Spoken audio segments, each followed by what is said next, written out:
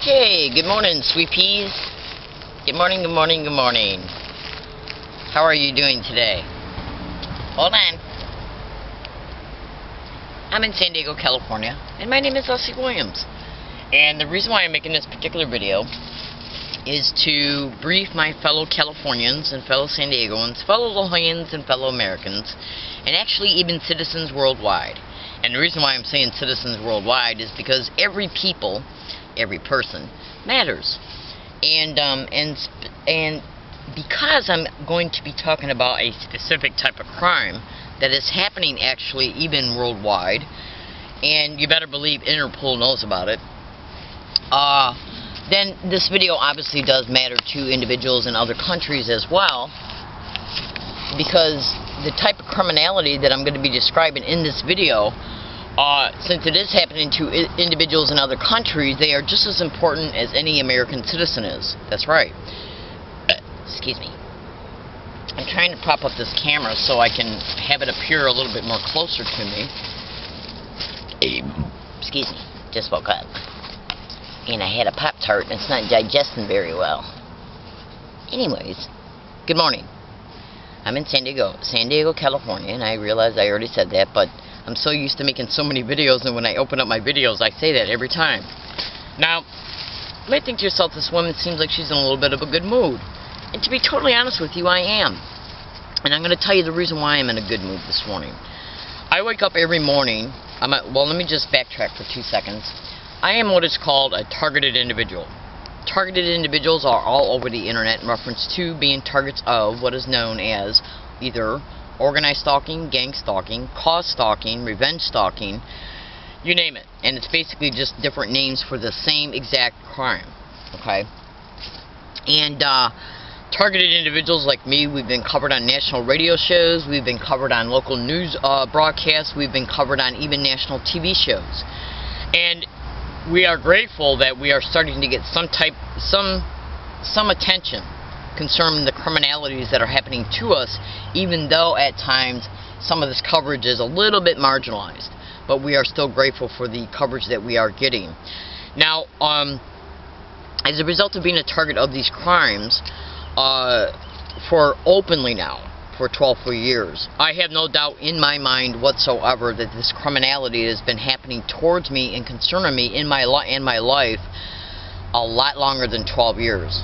And I'm not the only targeted individual who, see, because once you become a targeted individual openly, okay, you start to obtain experience, because over time, as a result of what you experience every day in reference to how every aspect of your personal life, your autonomy, and the crimes that happen to you, and the patterns of what happens to you, they start to become noticeable.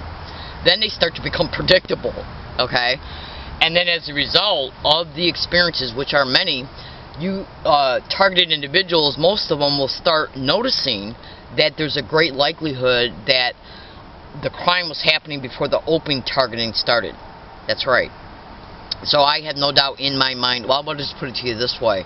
I can definitely at least trace back to extreme similarities that were going on at least back since 1980. That's right. Now, I have read some targeted individuals' blogs on the internet, and they have stated that they have been, one target said he was a target for 60 years. 30 years on another target. Now, if you went to YouTube and typed in gang stalking bullying on steroids, you can clearly see that an individual, Lieutenant Larry Richards from the Santa Cruz Police Department, states that gang stalking has been going on forever. And, of course, that it's even reached out into the cyber world. And so, anyways, targeted individuals, we are made homeless. If you've never heard of gang stalking or organized stalking, and you go to research it, in your first day on the internet, you will discover that organized stalking expeditions, one of their main motivations they have for a target is to make them homeless. Another one is to institutionalize them or set them up to be jailed. Now, there is money that is made off the prison industrial complex. There is money because a lot of detention centers and privately owned prisons will apply and do apply for federal funds per inmate. Especially if a lot of police departments and police officers can be involved in organized stalking and gang stalking, and there's a lot of criminal motivations that are behind the motivations. Well, there are a lot of criminal motivations that they can have just for one target alone. That includes human trafficking, insurance fraud, finance co-opting, land co-opting, property co-opting, mortgage co-opting, trust fund liquidation, identity theft, racketeering of any form that you can think of, and including also, and this one is the one that's really going to blow your mind, but it is a factual reality, and I'm going to steer you to some cooperative material that you can research once I describe what that additional motivation is, which is as follows: non-consensual human experimentation. Now, I'm going to go ahead and just state a couple things to give you some descriptions so you can research and see that that is a factual reality. Go to YouTube and type in Timothy W. Bioethics Issues. He talks about neurocognitive weapons and brain entrainment. Okay? Now, when you bring that video up at YouTube, as you would with any video that you would bring up at YouTube, you will always notice that there's YouTube videos that are on the sidebar once you bring up a host video that you like for any subject matter that you might type in at YouTube to research or listen, if it's music or whatever. If you've ever been on YouTube before, you know that when you bring up a video, okay, that you might be interested in watching, or even one that you stumble across, that there's YouTube videos on the side. Okay, now, when you type in Timothy W. Bioethics Issues, you will notice that the YouTube videos that are on the side are additional videos that you can easily view concerning targeted individuals standing before the Bioethics Commission that President Obama initiated. And all you have to do, the best thing to do actually, is to listen to 10 of them. Okay, just listen to 10 of them, and you will hear and understand in part what is also happening to organized stalking and gang stalking individuals. And I want you to understand something. If you watch enough of them, you will, especially with and including the James Walbert's testimony. Now, excuse me. Part of the reason why I bring that up is because if you watch enough of those videos, you'll come to understand that James Walbert talks about how when it came time for the targeted individuals to testify before the Bioethics Commission, that news reporters were ordered out of the room. That's right. Now, if you watch enough of those YouTube videos and then cross-reference what you hear, okay, from targeted individuals to who is covered on the Jesse Ventura Brand Reader show, which can be YouTubed as well, yes, you will come to understand the factual reality of these expeditions. Now, and you'll also hear many targeted individuals talk about being gang stalked. Also, you can go to YouTube and type in John Hall Satellite Terrorism.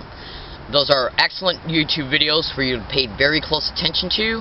Also, go to Google and type in a gang stalking tech, everything you need to know, which is a manifesto of a manager of gang stalking crews. But it is not everything you need to know, but it is a good template of reference that you can, I would suggest, if you are interested in investigating these criminalities, that you can print it out and use it for a template of reference.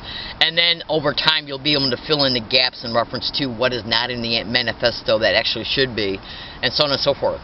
And these other cooperative materials can bring you to what to investigate, including what's at the very, very, very, very, very, very bottom, the very bottom of Freedom from Covert Harassment and Surveillance in reference to the 3 PDF links. I'm in San Diego, California, and my name is Leslie Williams. I make these videos to inform, to expose the truth concerning the factual realities of these expeditions.